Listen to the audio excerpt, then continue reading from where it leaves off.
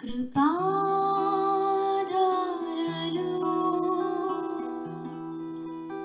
క్రీస్తు కృపాధారలు.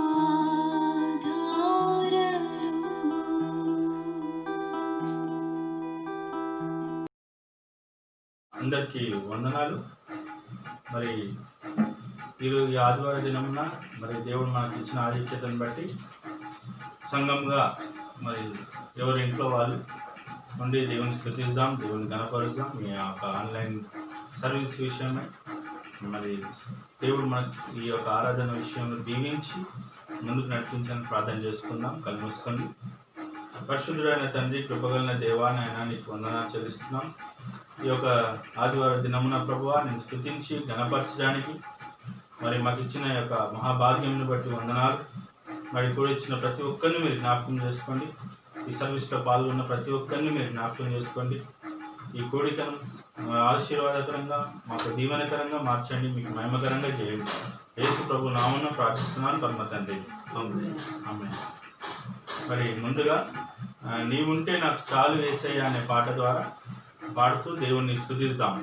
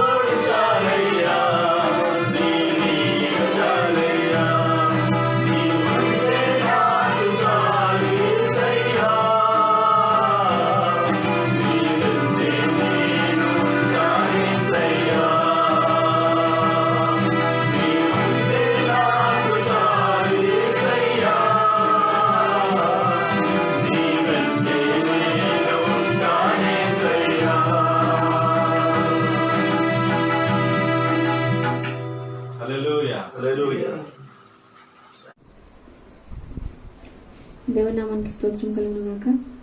వీక్షిస్తున్న ప్రేక్షకులందరికీ నా హృదయపూర్వకమైన వందనాలు తెలియజేస్తున్నాను. నాకు ఈ అవకాశం ఇచ్చిన దేవునికి, డాడీకి నా వందనాలు. ఈరోజు మన అంశం చూచుచున్న దేవుడు, గాడ్ హూ సీస్. మన దేవుడు చూచుచున్న దేవుడు. నీ పరిస్థితులు, నీ క్లిష్టమైన కష్టమైన పరిస్థితులన్నీ ఆయన చూస్తున్న దేవుడు. ఆయన ఎరిగినవాడు. అంటే నిన్ను వదిలిపెట్టేవాడు, అదే స్థితిలో నిన్ను విడిచిపెట్టే దేవుడు కాదు. ఇది చాలాసార్లు మనం మన పరిస్థితులు మరి టెన్షన్ పడుతూ ఉంటాం, కలవరపడుతూ ఉంటాం. దాని విషయంలో వాక్యం ఏం సెలవిస్తూ ఉంది అంటే కీర్తన 55:22లో నీ భారము యెహోవా మీద మోపుము, ఆయనే నిన్ను ఆదుకొనును, నీతిమంతులను ఆయన ఎన్నడూను కదలనీయడు అని వాక్యం సెలవిస్తూ ఉంది. అక్కడ అంటాడు, నీ భారాలు దేవునిపై మోపితే దాన్ని నీపై మోపబోకుండా దేవునిపై మోపగలిగితే, నీవు ఆలోచించుకుంటూ దానికి బదులు దేవునికి దాన్ని అప్పచెప్పితే ఆయన నిన్ను ఆదుకుంటాడు.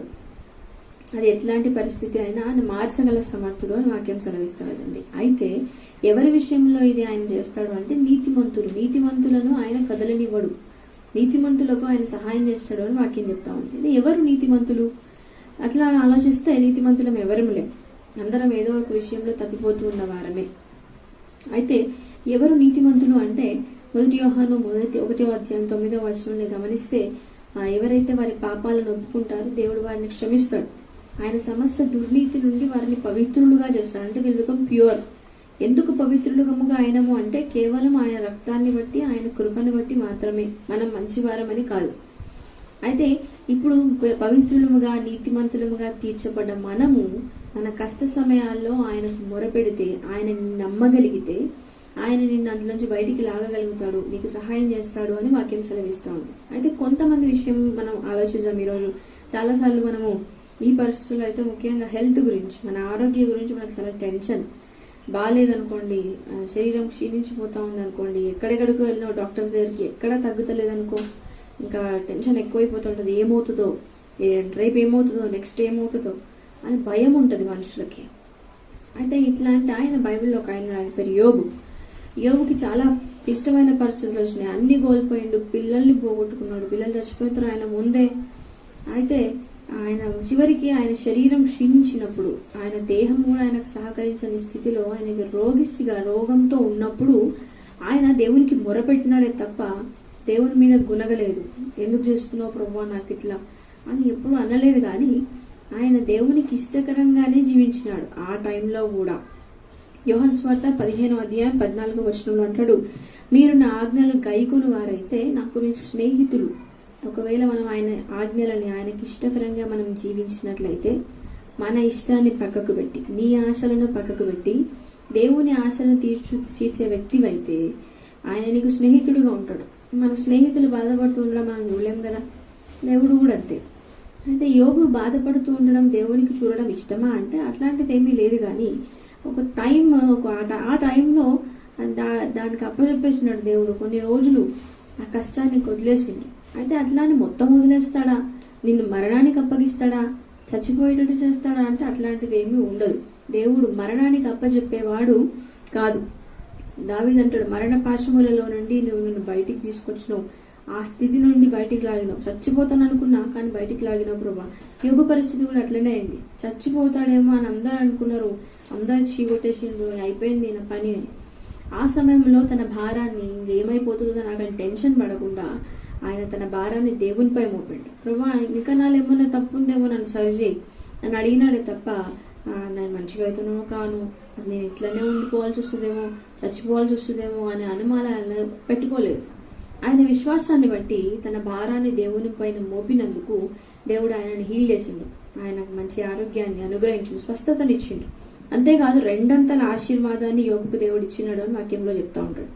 అదేవిధంగా మీరు హాగరుని గమనించినట్లయితే, హాగరు అబ్రాం భార్య, యాక్చువల్గా షారా.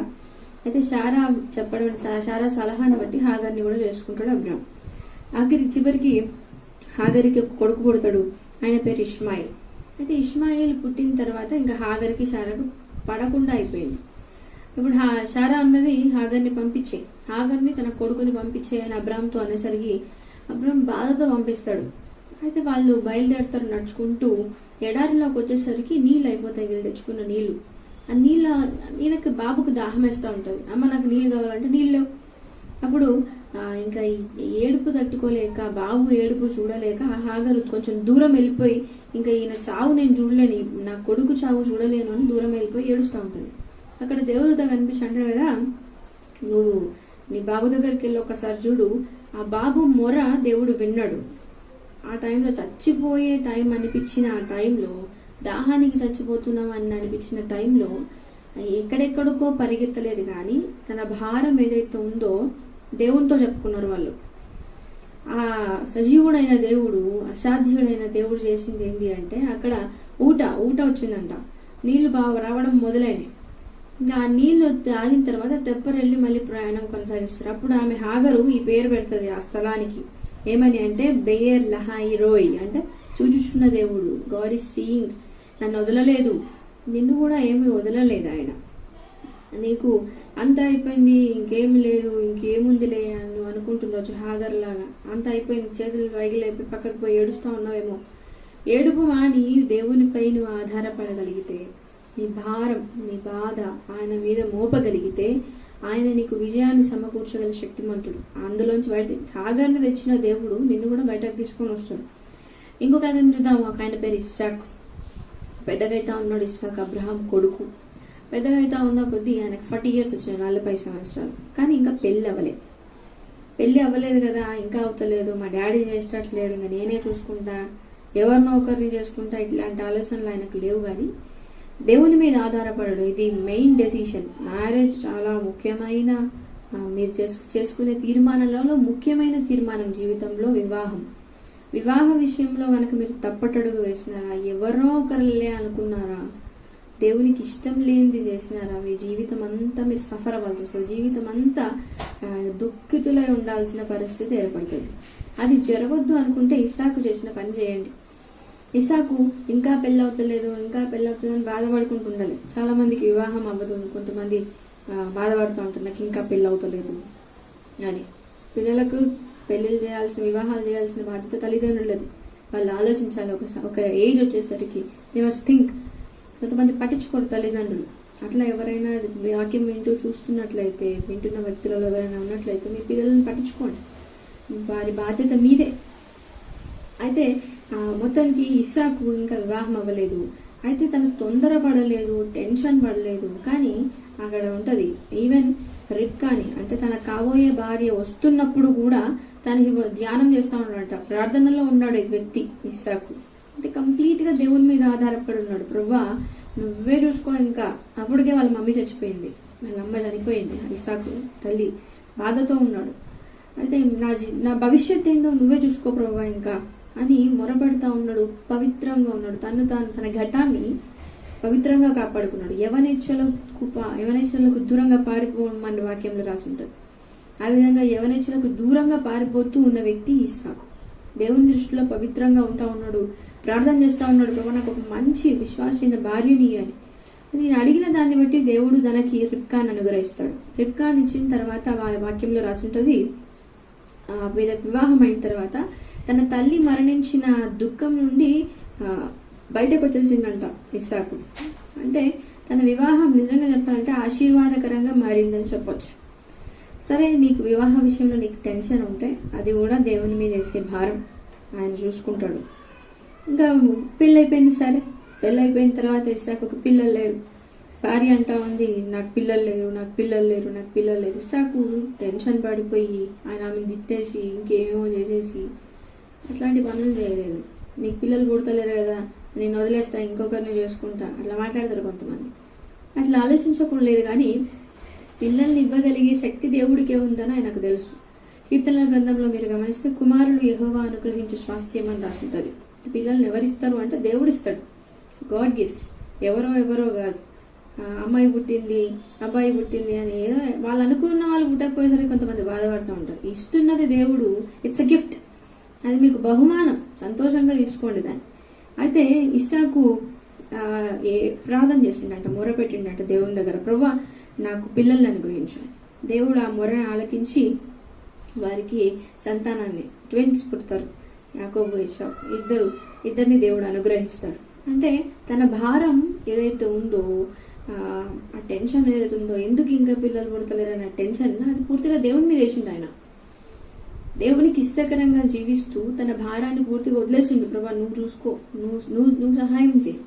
దేవుడు అక్కడ చూస్తూ అట్లా కూర్చోలేదు, కానీ తన చేయి చాపి సహాయాన్ని అనుగ్రహించినాడు. వాళ్ళ ఇచ్చ, వాళ్ళ ఆశ ఏదైతే ఉందో ఆశను తీర్చిన దేవుడు. సరే, నీకు పిల్లలు కూడా ఉన్నారు, నీకు ఒక మంచి జాబ్, కొంతమందికి జాబ్ టెన్షన్ ఈ దినాలలో అయితే ఇంకా ఎక్కువ. కొంతమందికి జాబ్ పోతుందేమో అని భయం. ఈ దినాల్లో చాలా మందికి జాబ్స్ పోయినాయి. మరి వారి పోషణ ఎట్లా, కుటుంబ పోషణ ఎట్లా?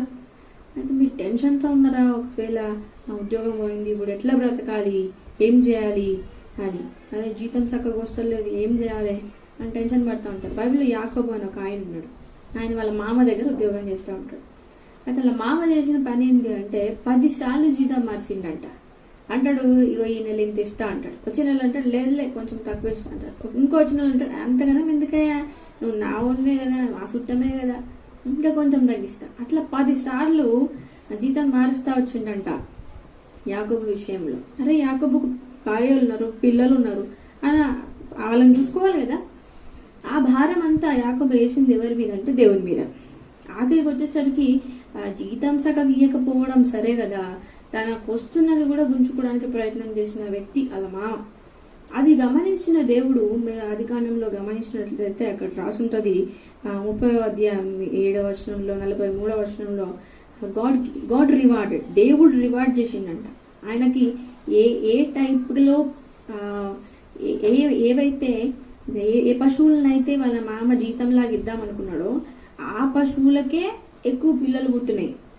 అంటే ఆ సంతతి పెరిగింది, బాగా విస్తరించిన. ఈయన ఆస్తి ఏదైతే ఉందో పశువులు బాగా ఎక్కువైనాయి, మామ కంటే ఎక్కువైపోయినాయి. నిన్ను దీవించాల్సింది దేవుడు, మనుషులు కాదు. మనుషులు నిన్ను మోసం చేస్తుండొచ్చు, నిన్ను తీసేస్తుండొచ్చు ఉద్యోగంలోంచి, కానీ నిన్ను పోషించేది మాత్రం దేవుడు అనే విషయం గుర్తుపెట్టుకో. వాక్యంలో రాసింటే నువ్వు ఆలోచించుకుంటూ కూర్చోవడం వల్ల నీకు పోయిన ఉద్యోగం మళ్ళీ రాదు, తగ్గిన జీతం అప్పటికప్పుడే పెరగదు. కానీ ఏదో రీతిగా దేవుడు ద్వారం ఓపెన్ చేస్తున్నాడు, ఒక డోర్ ఓపెన్ చేస్తాడు. మా ఇంట్లో మాకు ఎదురుగా హాల్లోనే మేము ఒక వాక్యం పెట్టుకుంటే ఇదే వాక్యం, నీ భారం యెహోవా మీద మోపము, ఆయన నిన్ను ఆదుకోను. ఆ మాట ఎన్నోసార్లు మమ్మల్ని బలపరుస్తూ ఉంటుంది. అట్లా కూర్చొని ఉంటాం హాల్లో ఆలోచించుకుంటూ, ఎప్పుడో అయితే ఎట్లా ప్రభువా, ఎప్పుడైనా టెన్షన్ అనిపించినప్పుడు ఆ మాటతో దేవుడు మాట్లాడుతూ ఉంటాడు, నీ భారం నా మీదే, ఎందుకు టెన్షన్ పడతావు. చాలా మంచిగా అనిపిస్తుంది. ఎప్పుడైతే ఆ భారం దేవుని మీద వేస్తామో నెక్స్ట్ 2-3 డేస్లోనే ఎన్నో అద్భుతాలను మేము చూసినాం. మీ భారం దేవుని మీద వేయండి. మీ టెన్షన్ ఏదైతే ఉందో, ఏ ప్రాబ్లం ఉందో, ఏ పరిశాన్ ఉందో అది దేవుని మీద వదిలేయండి, ఆయన చూసుకుంటాడు. దాన్ని యాకోబును దీవించిన దేవుడు ఆయన మిమ్మల్ని కూడా దీవించగల శక్తిమంతుడు. మీరు ఇంకా గమనించినట్లయితే దావీదు జీవితంలో అన్ని కష్టాలే, అన్ని ప్రాబ్లమ్స్. దావీదు వాళ్ళ మామనే ఆయన చంపడానికి వెనక పడుతూ ఉంటాడు. ఆయన పోయి అడవిలో ఉంటూ ఉంటాడు, అడవిలో దాచుకుని ఉంటాడు. సౌలు అక్కడ దాకా వస్తాడు చంపడానికి. దేవుడు ఆ రాత్రి ఆయన తప్పిస్తాడు, ఆ రాత్రి కాపాడుతాడు. ఎన్నోసార్లు మరణాపాయంలో నుంచి దావీదును కాపాడిండు దేవుడు. ఎన్నో టెన్షన్స్, శత్రువులను గురించిన టెన్షన్. కొంతమంది ఉంటారు, నీ వెనకాల ఏం పన్నాగాలు జరుగుతున్నాయో నీకు తెలియదు. అదే అట్లాంటి వారి బారి నుండి కూడా నీకు టెన్షన్ అనిపిస్తే, ఏమవుతుందో, ఏం చేస్తారో అనిపిస్తే ప్రార్థనలో పెట్టు, ప్రభా వాళ్ళ బారి నుండి నన్ను తప్పించు, నా శత్రువు నేనంటే పడని వారి బారి నుండి నన్ను కాపాడు ప్రభా అని అడుగు. దావీదులాగా దేవుడు దావీదుని తప్పించుండే కదా, నిన్ను కూడా తప్పిస్తాడు. అదే దావీదు విషయంలో మీరు గమనించినట్లయితే, సరే వాళ్ళ మామ సతాయించుని భయ అయిపోయింది, దేవుడు తప్పించుండు అనుకున్నాం. తర్వాత ఏమవుతుందో తెలుసా, కొన్ని రోజులకి ఆయన రాజు అవుతాడు. సౌలు చనిపోయిన తర్వాత వాళ్ళ కొడుకు, కన్న కొడుకు ఏం చేస్తాడు, మెల్లిగా అహీతోపెలు మాట విని మెల్లిగా ప్లాన్ చేయడం స్టార్ట్ చేస్తాడు. ఈ నాన్న గద్దెని నేను ఎట్లా తీసుకోవాలా అని, మా నాన్న కాదు నేను రాజు అవ్వాలి. ఇంత దురాలోచన కదా. ఇంట్లోనే తింటాడు, ఇంట్లోనే ఉంటాడు, అన్ని దావీదు అనుభవించుకుంటూ ప్లాన్ చేయడం ఏంటి అంటే దావీదుకి వ్యతిరేకంగా. నీ ఇంట్లోనే ఉంటారు, నీ తిండే తింటారు, కానీ నీకు అగెన్స్ట్గా మాట్లాడతారు, నిన్ను తీసి పడేసి మాట్లాడుతూ ఉంటారు. అట్లాంటి వాళ్ళు చాలా మంది ఉంటారు. ఈ కొడుకు అట్లా అంటాడే, తండ్రి గురించి ఆలోచించని వ్యక్తి. అయితే దావీదు ఏమైనా చేసిందా అంటే ఏమి లేదు. ఆ టైంలో కూడా దేవుడు నిజంగా ఆ టెన్షన్ని కూడా దేవుడు దేవునికే అప్పచెప్పాడు. అక్కడి నుంచి కూడా దేవుడు బయటకు తీసుకొని వస్తాడు.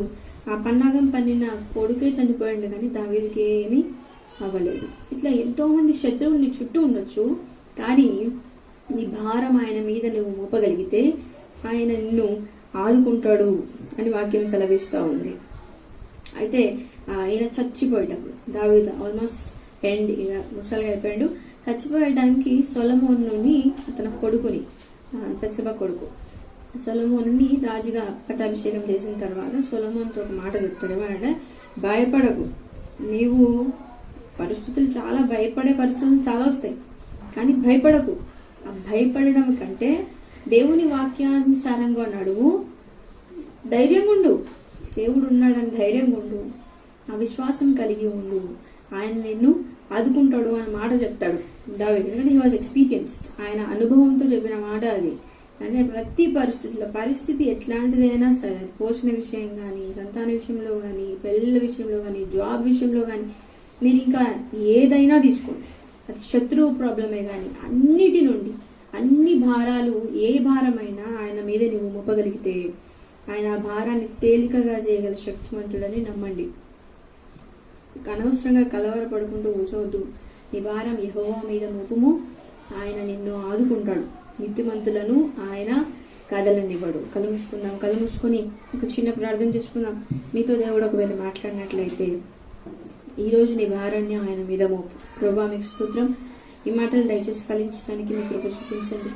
పాపాన్ని విడిచిపెట్టలేక మీకు వ్యతిరేకంగా జీవిస్తూ ప్రభా నాకు ఎందుకు ఇట్లా అవుతుంది అని అనుకుంటున్న వారు ఎవరైనా వీక్షిస్తున్నట్లయితే వారి తప్పును సరిచేసుకునే హృదయాన్ని వారికి అనుగ్రహించండి.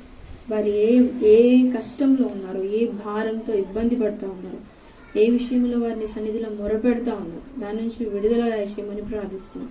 మీ కృప చూపించండి, మీ సహాయాన్ని అనుగ్రహించండి. అన్నిటికంటే ముఖ్యంగా ప్రభా ఈ దినాలలో ఈ ప్రభా భయంకరమయంగా ఉన్న ఈ భయపూరితమైన రోగం విస్తరించిన, ఈ తెగులు విస్తరించిన ఈ దినాలలో మీలో ధైర్యంగా మేము ఉండగలిగేటప్పుడు సహాయం చేసేయండి.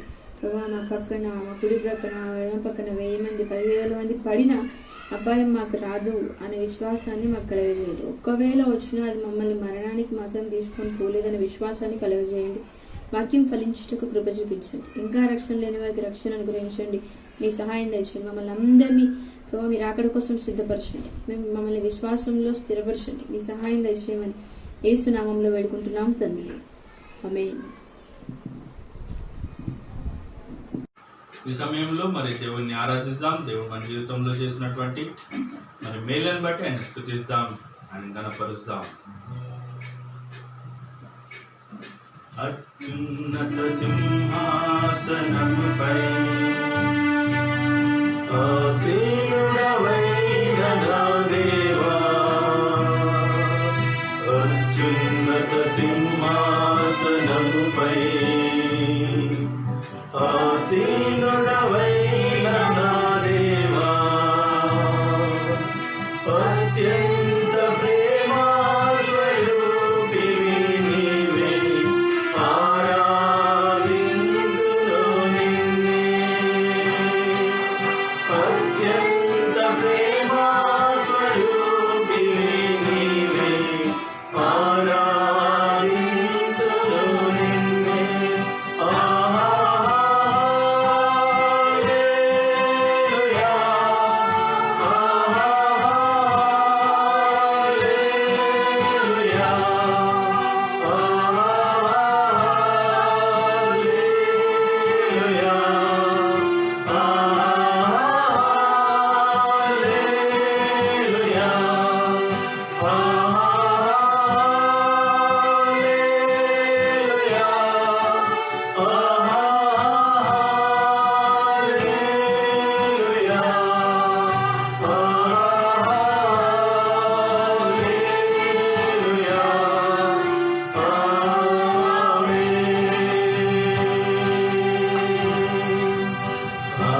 ఆశ్చర్యకరుడా స్తోత్రం,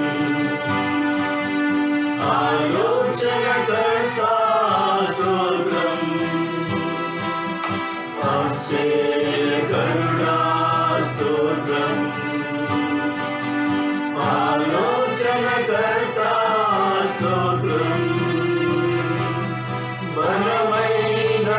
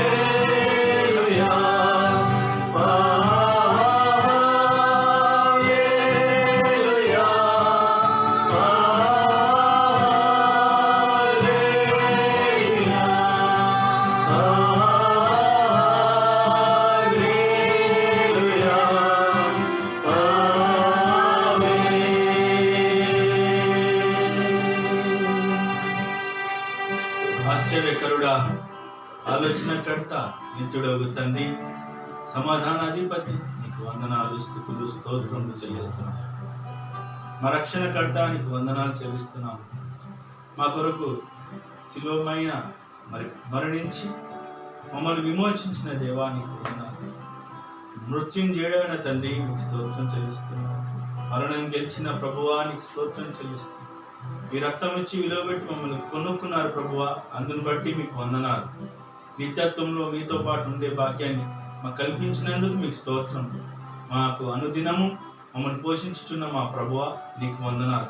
మా అక్కర్లు తీర్చే దేవా, నీకు స్తోత్రములు చెల్లిస్తున్నాను.